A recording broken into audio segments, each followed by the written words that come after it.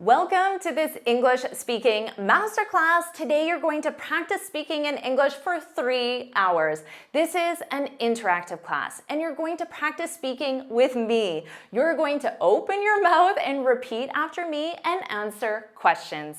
And don't worry, because I'm going to provide a lot of bonus vocabulary and grammar along the way. Welcome back to JForrest English. Of course, I'm Jennifer. Now let's get started. First, in this masterclass, I have a shadowing practice exercise for you. You're going to listen to me say a common phrase fast, then slow, and then fast, and you'll repeat after me. As I say the phrases, I want you to think about which sounds you hear more than others. First, I'll say it fast. She went to the cafe by the lake.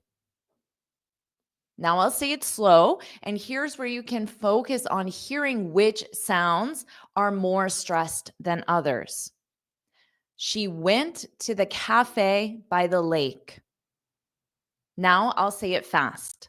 She went to the cafe by the lake. So, can you put one word in the comments that you heard was a stressed word? Just put one of these words in the comments that you think you heard louder than the others. And to be more of a challenge, you can also put one word that you heard less than the others. So that would be the unstressed word. Okay, Nancy. Went cafe lake. Okay. Great job, Nancy. And then Ivana, hello. Sahar, hello. Azam, hello. Stefania, hello. Pravat, hello from India. Hello, Shazul, a former lorry driver. Wonderful to have you back. Woohoo, you're back. Nice to have you. Adriano, welcome from Brazil. Julia, Sahar. All right, everyone. So Hidaki heard cafe. Hello, Hidaki. And Valon heard cafe. Hello, Valon. Mansour, hello. How are you doing? I'm great. Another student from Brazil. Wonderful. Okay. Ayub heard cafe. Now, and hello, Manuel. So nice to have you. Now, also, why did you hear those words more than others? Do you know? Think about that. So here are the stressed words. She went to the cafe by the lake. So think about English stress and rhythm as sounds, because words are, of course, just sounds. So if you imagine as da, da, da. So da are unstressed, and then da are stress. Da, da, da, da, da, da, da, da. Da, da, da, da, da, da, da, da. So that's the rhythm of English. English language has a very noticeable rhythm. So if you pronounce sounds like da, da, da, da, da, da, da, it will not sound natural in English, because English is da, da, da, da, da, da, da. Isn't that fun? Sounds like music, doesn't it? So try that out loud. Da, da, da, da, da, da, da. So the da represents the unstressed sounds. And then you can just replace that with words. She went to the cafe by the lake. She went to the cafe by the lake. So instead of saying she went to the cafe by the lake, which does not sound like English, she went to the cafe by the lake.